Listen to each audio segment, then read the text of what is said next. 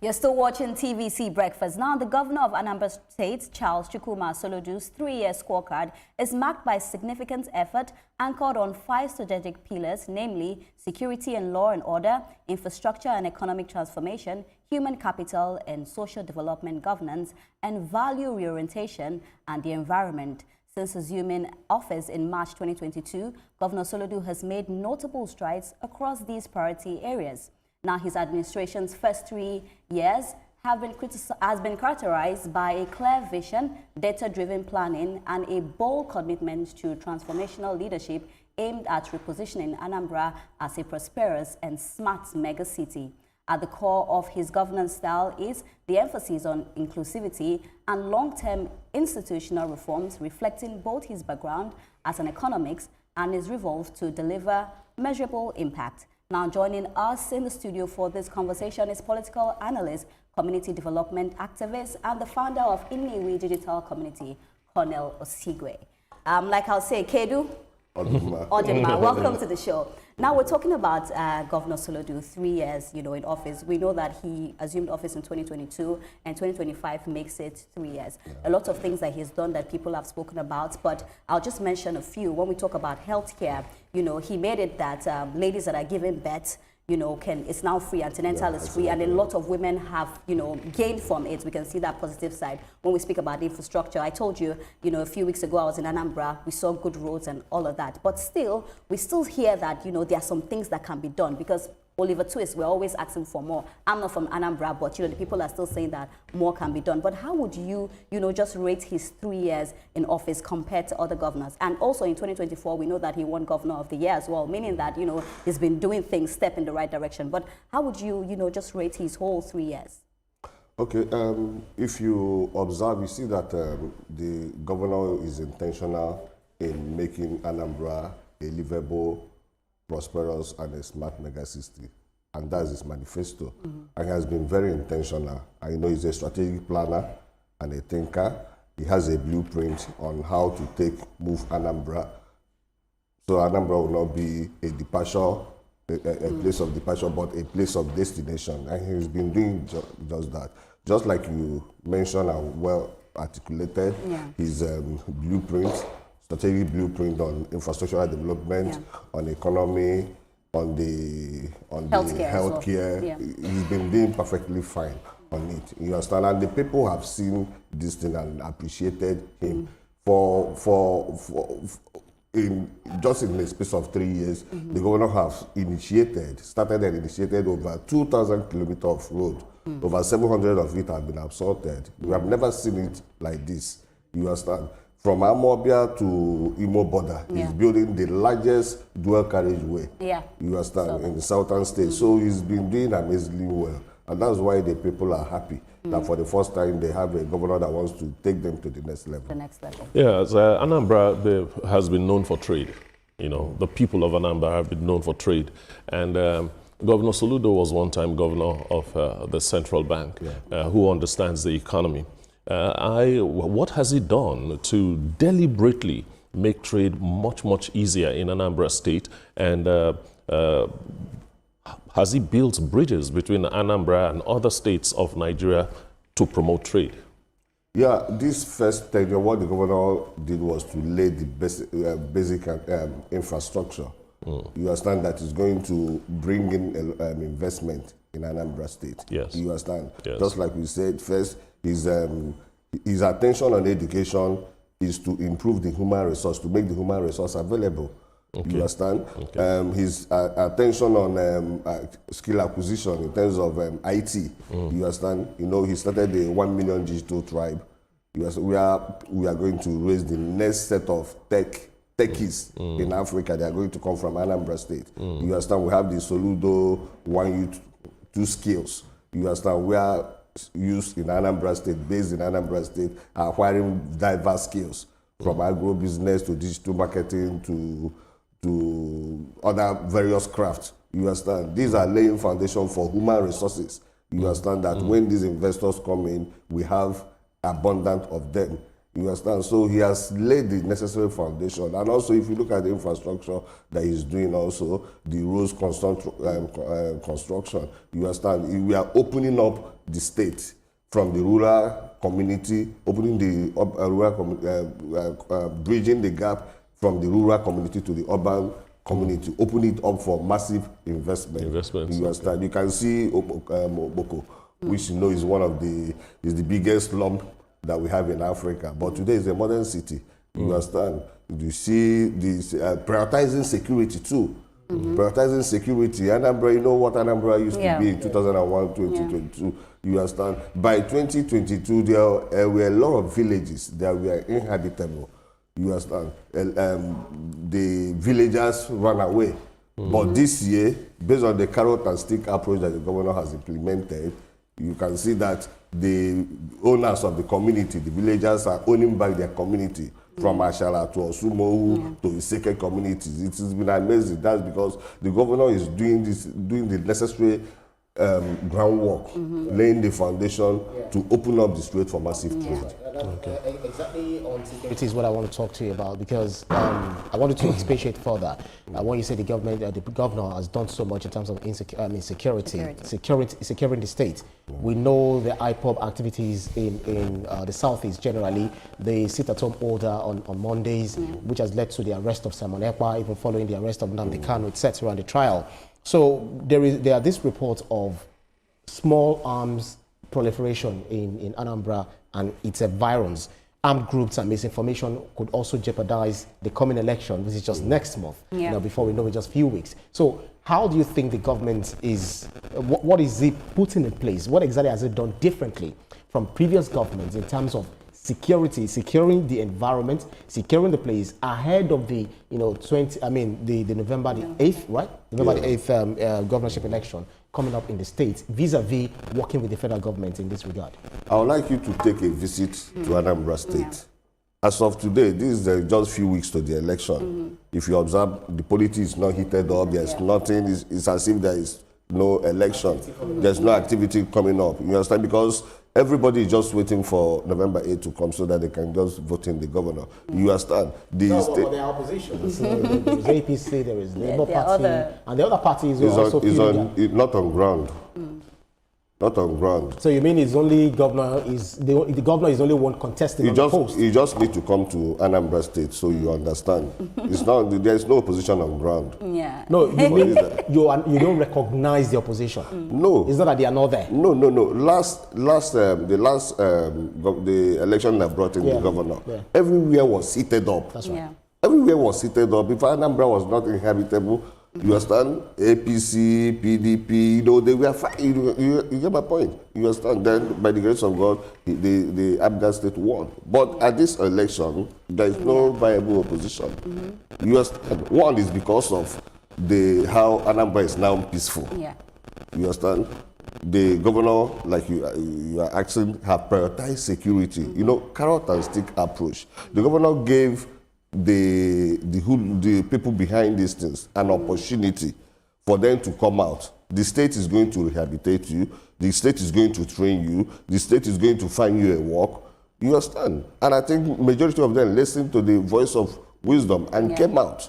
Then the few that remained, you understand, we have a good, the Agune Shemba, the Udogashi, these people, you understand, they are empowered. They are going to these places to go and destroy those camps and turning them into farmlands. You understand? So this thing has made the state to be peaceful.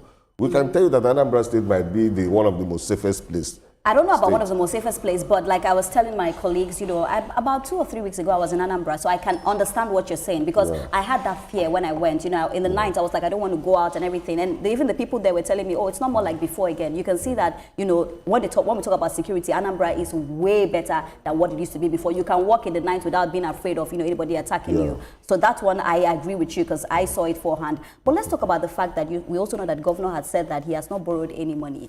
That's when he said that, there were a lot of talks, on social media. So all the money has been, from the states.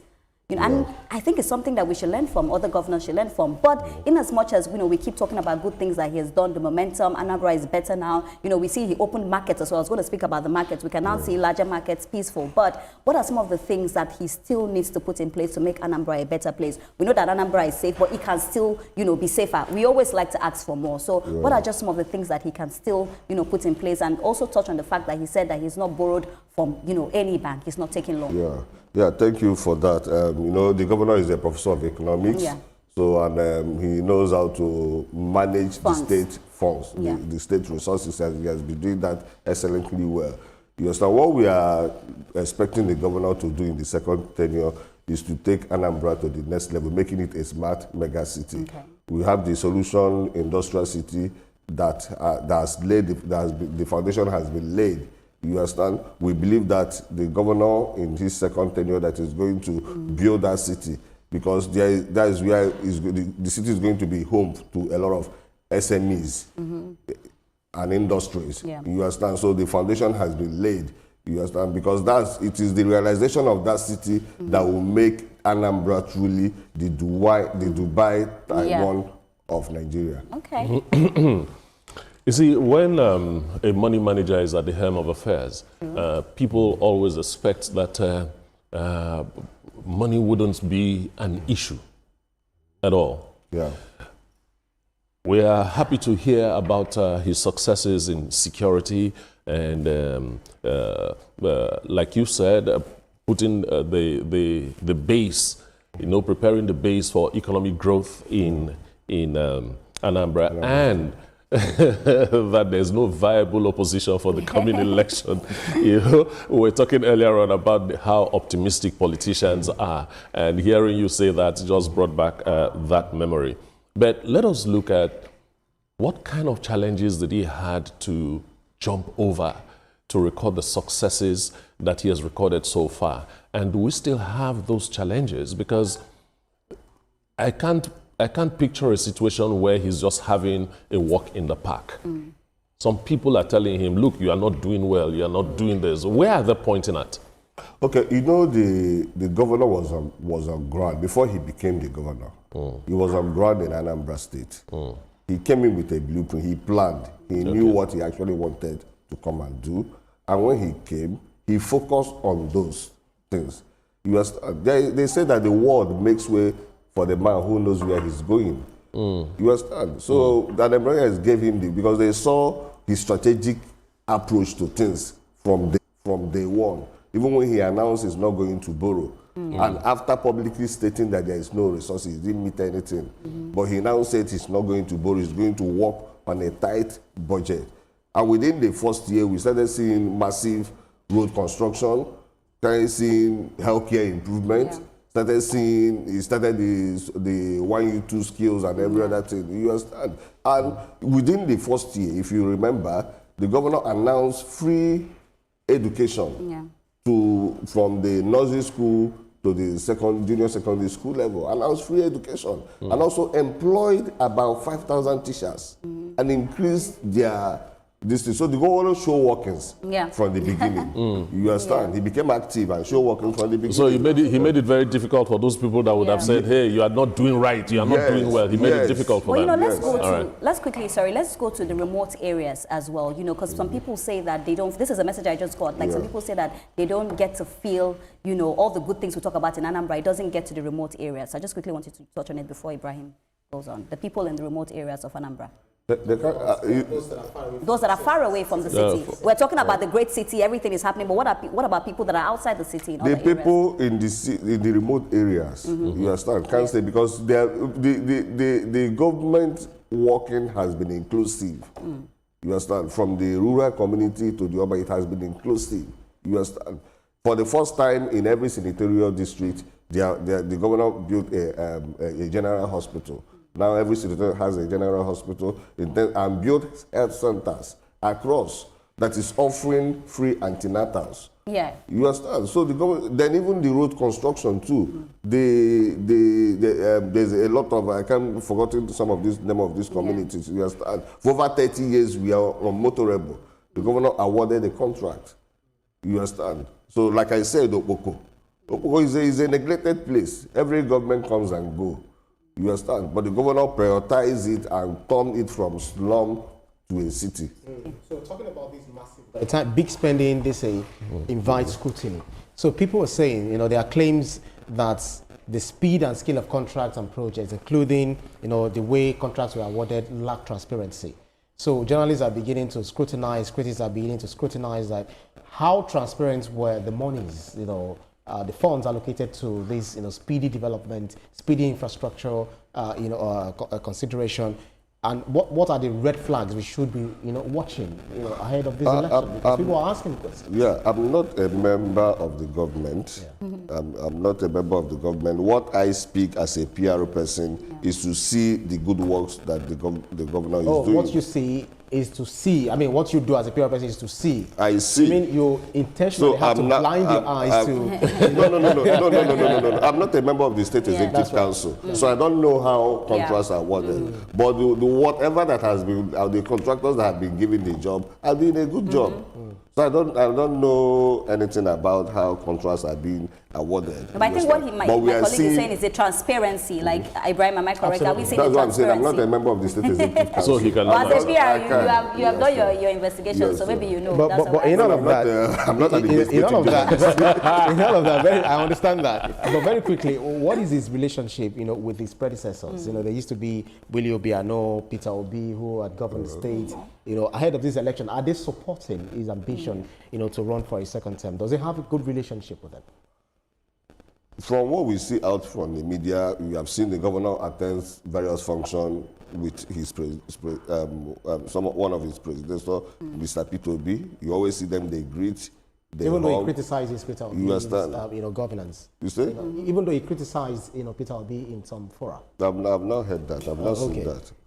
He has criticized him. You understand? His governance. But I know that he has a good relationship with them. With him. But looking forward, still putting Anambra in the forefront, what are some of the things you believe that, other governors, because at the end of the day, we're celebrating Anambra, but we have other states in Nigeria. What are some of the things that you think other governors can pick, from what Governor Soludo has done, especially talking about the fact that, no money has been borrowed, he's managed it very well. And that's the most important thing. How can you manage finances? Because it's not about having billions or trillions. If you don't manage it well, it's still going to go down the drill. So what are some of the things you think that, other governors can pick from what he has done? Because we're saying that this 3 years has been amazing. From what you're saying, from what we're getting to see online, it means that he has done a fantastic job. How was he able to achieve it, and what can people pick from it? Most times because some leaders, because they want to be known for something big, you understand, so they prioritize on projects that are not, that doesn't have a direct impact on the people. Yes, benefit to the people.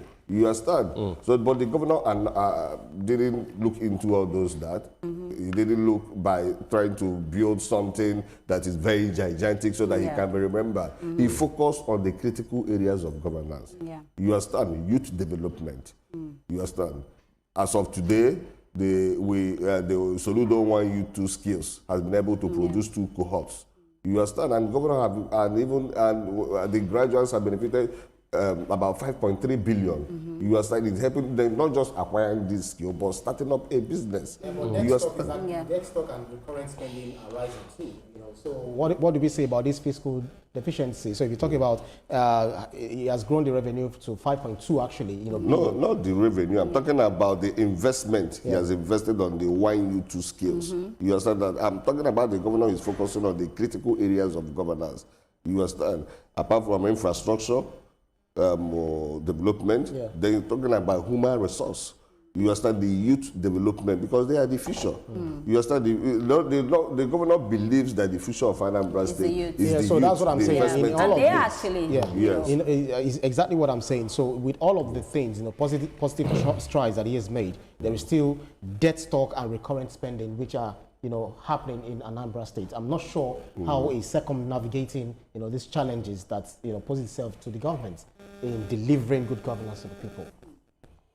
What I know is that the governor has been doing an amazing work, you understand, and this work comes with sacrifices, you understand. And if you look at the yardstick of, you see that there is always room for improvement, that from year by year the governor has been improving in governance in Anambra State. And you know, for me, I think that one thing the governor did that was beautiful for me is oftentimes we hear that a lot of women, they pass on because, you know, antenatal, they cannot pay antenatal. Yeah. So one of the very good things which I was reading yesterday is the fact that it's now free. So antenatal delivery is free. You know, we now have more women giving birth. We're seeing that the death of children and mothers is not really happening like that. And for me, not because I'm a woman, I just feel like that is way to go. But I'm also hoping that it's something that will stand the test of time. I hope that it's something that we're not just celebrating and after some time it goes, you know, down the drill. No, the foundation has been laid. The foundation has been The foundation has been laid. It's going to be like that. You understand? Even the governor is still even increasing the access to health care. You understand? By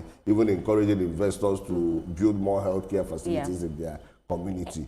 You understand? So healthcare is one of his priorities. Yeah. Let us look at one thing that most state governors do not take very seriously, how he communicates with the people. Like you said, he did not go into big projects that will score political points, that he did critical development in Anambra. How did he know it? How did he know what to do? What kind of communication matrix has he been using, you know, to run his government and satisfy the people with what he has done so far? No, I told you that the governor is very intentional in making Anambra a livable. This is somebody that came with a vision. And before he became governor, he was in Anambra for 8 years. He lived and stayed in Anambra, so he understood what Anambrarians need. You know, most of the people who always contest the election, they don't stay in Anambra. It's during the election time they come in. They come. You understand? So they don't even know what the people want.